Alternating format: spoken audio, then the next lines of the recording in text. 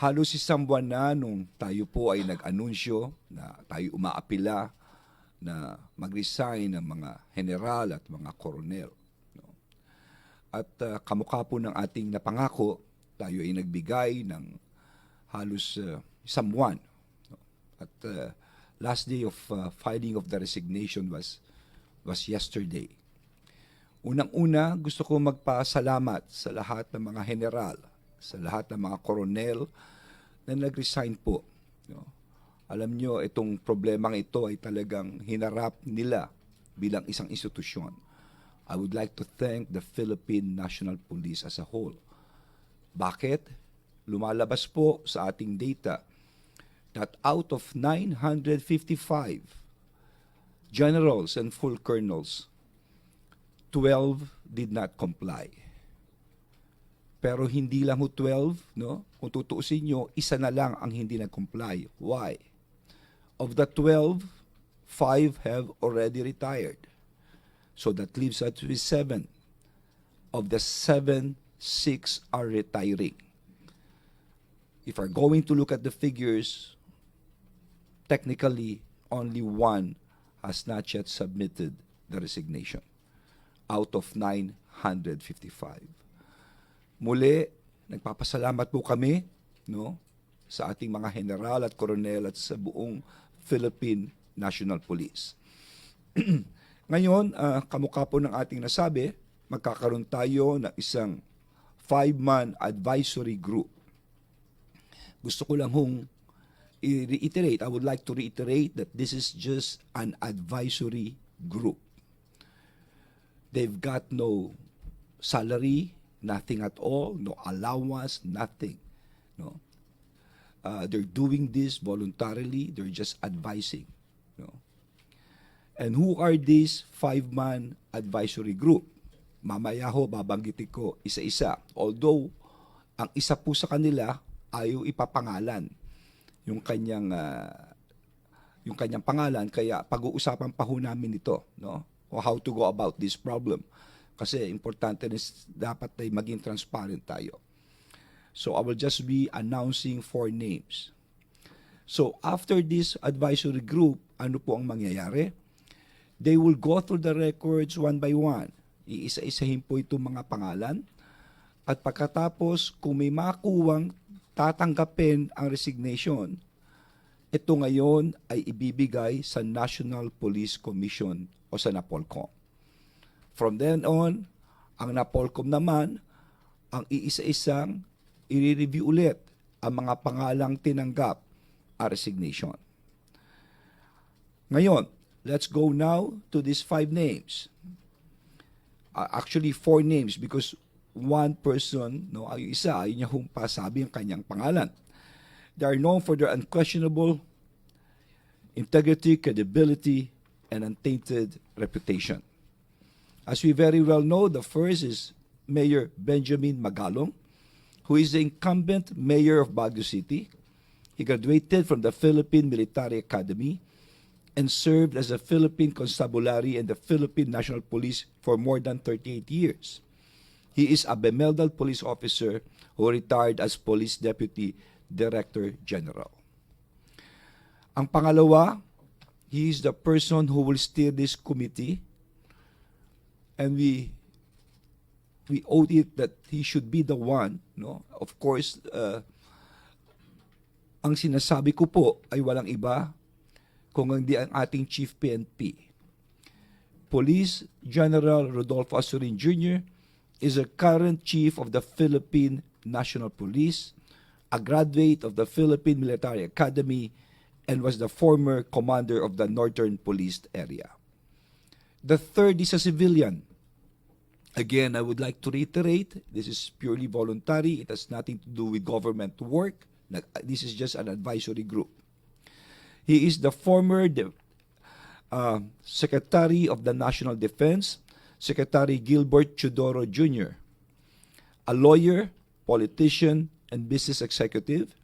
He studied law at the University of the Philippines, topped the bar exams, and obtained his Master's of Laws degree from Harvard University. He served as a congressman or representative of the 1st District of Tarlac for many years and later was appointed the Secretary of the National Defense. After leaving government service, he joined private companies and held corporate positions.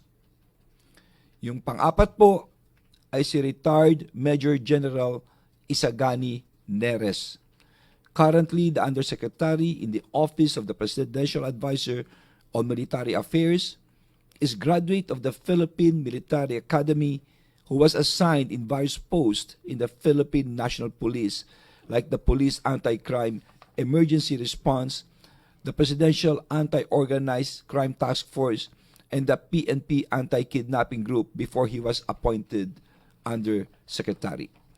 So ito po yung maibibigay kong pangalan, kamukha ng sinabi ko, yung panglima ay ayaw po munang pasabi ang kanyang pangalan, kaya ito'y pag-uusapan pa po namin how to go about this. I am definite that this advisory group shall remain apolitical throughout the process of screening and in the end, penalize only those guilty and involved in the illegal drugs trade.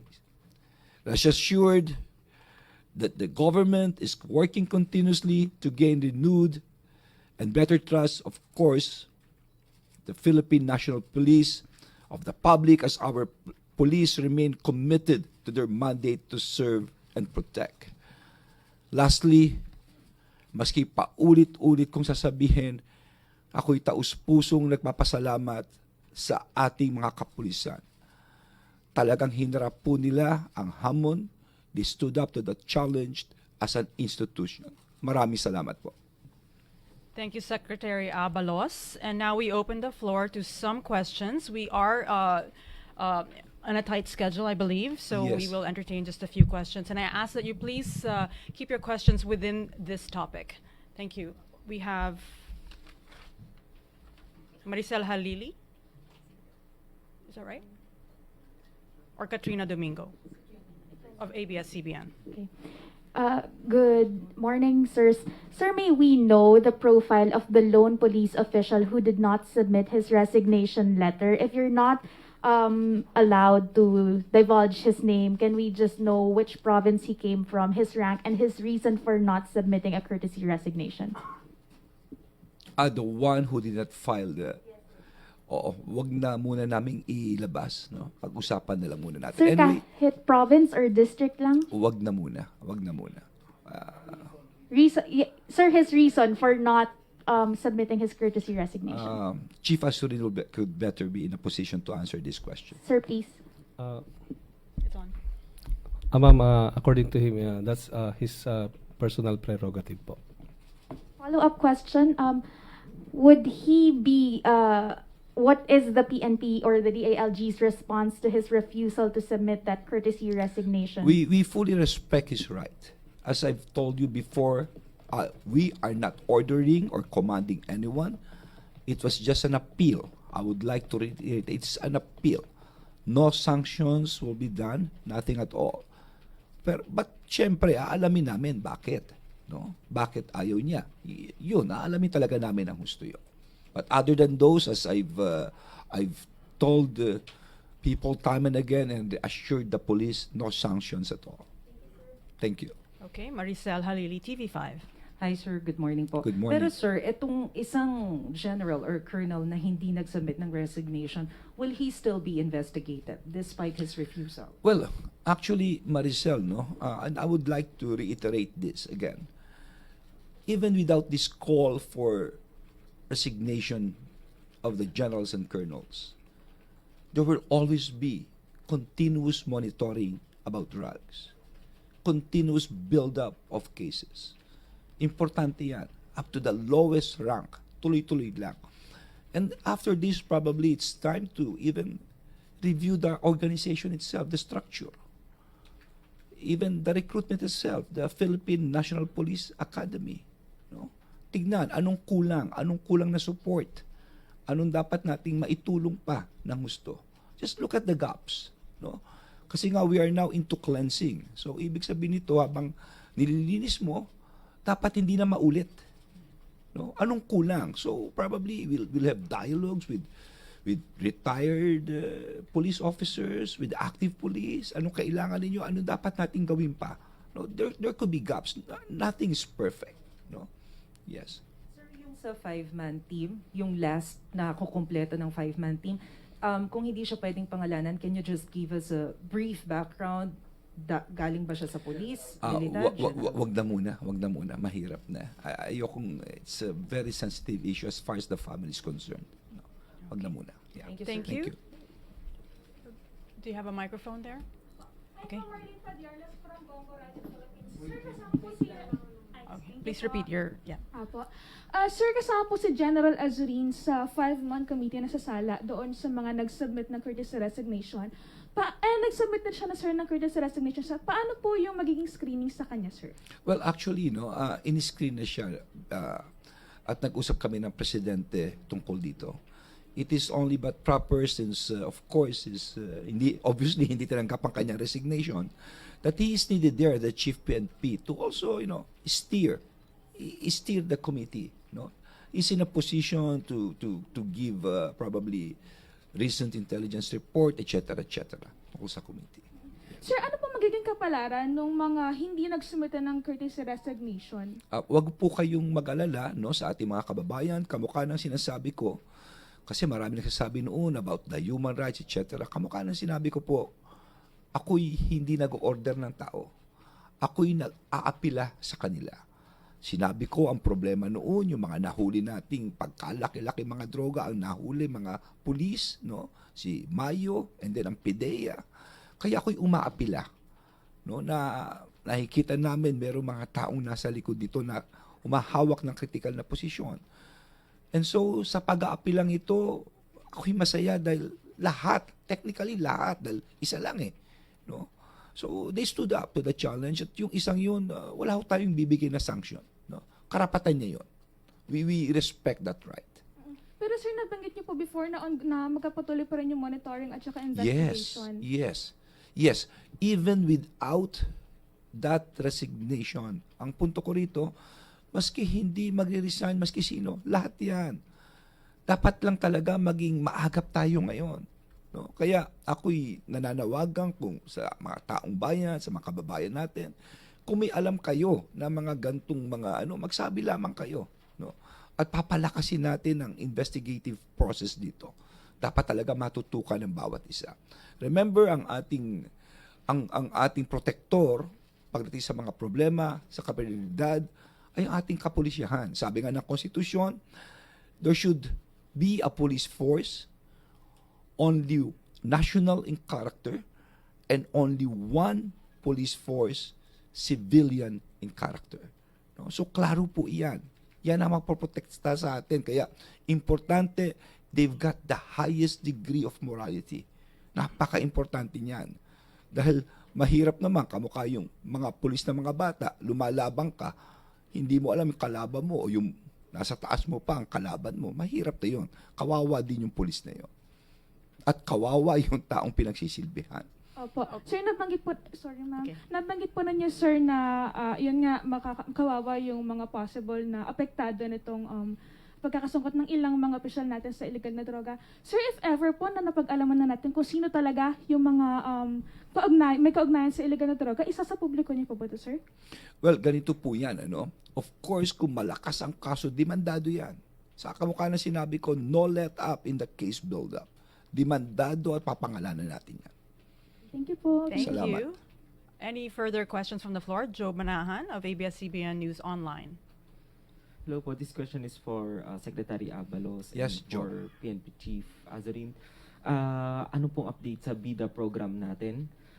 And ngayon pong nire-review natin yung courtesy resignation sa mga police officials. Ano po yung para mga programa natin ngayon? Well, ganito po yan. Sana maunawaan ng ating kababayan. Ang kapulisyahan at ang ating po mga NBI, ang PIDEA, sila po ay tigahuli. Pero parang sanga ng puno yan Habang huli ka ng huli, hindi imposibleng may tutubong bagong sanga. Dapat habang pinuputol mo ang sanga, pinuputol mo rin ang ugat. At ang punong ito ang puno ng problema ng droga.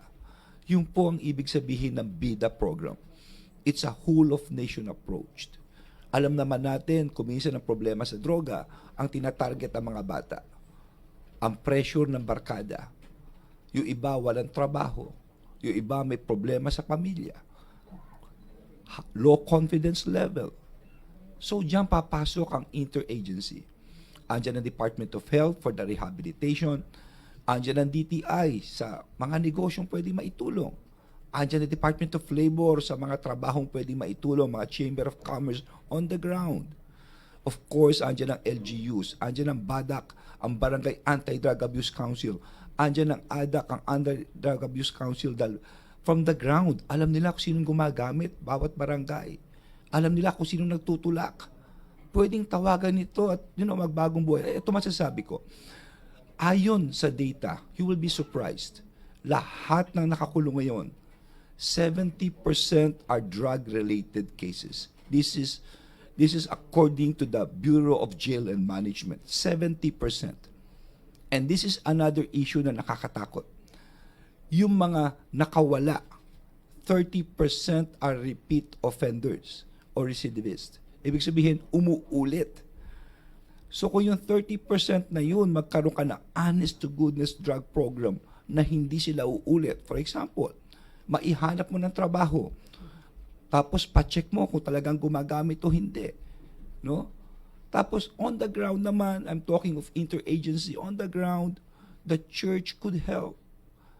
The school could help, PTA could help, the family as an institution. And I tell you this, no? Ito yung sinabi sa akin ni General Gilbert Cruz. Merong isang experiment nung daga.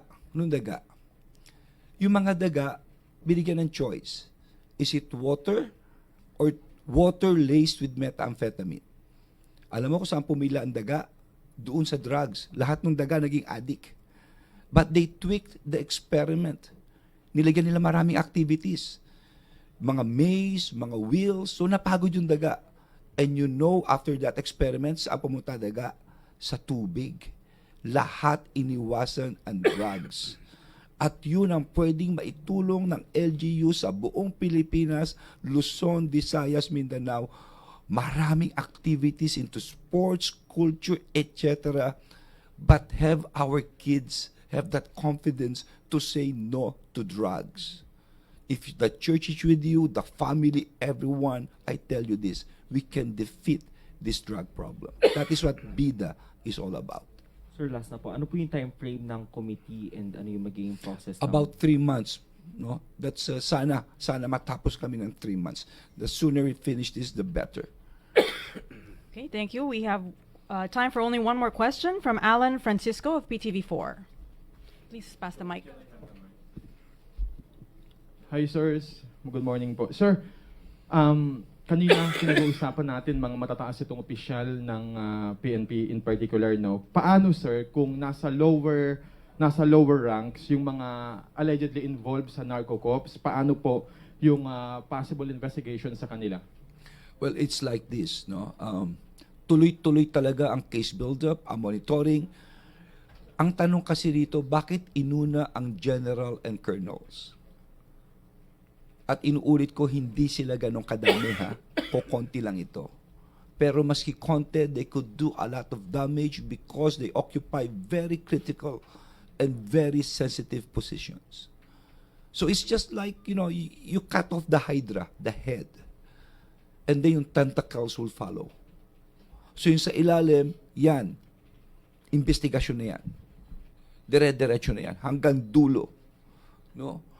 If we're not going to do this, remember what we found out, close to 7 billion of methamphetamine na bodega. Iisang bodega pa lang yun, ha? After that, it could be narco-politics. It could seep through. Because if you will recall, after that incident, after 4 months, in Taguig, ang nahuli, PDEA head. Kasama mga agents in a PDEA office. So, that's why ginagawa nating lahat po ito. Okay? Thank you. Thank you. Before we close, I'd like to ask General Azurin if you have anything to add to this presser. No, ma'am.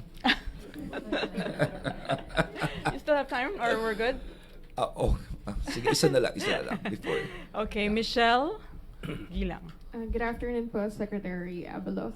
My question po, may we know the specific guidelines for the screening process?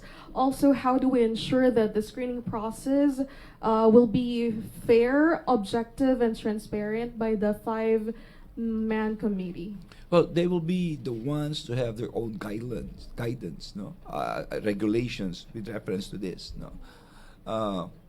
Probably that's why the chief is there to guide them, no.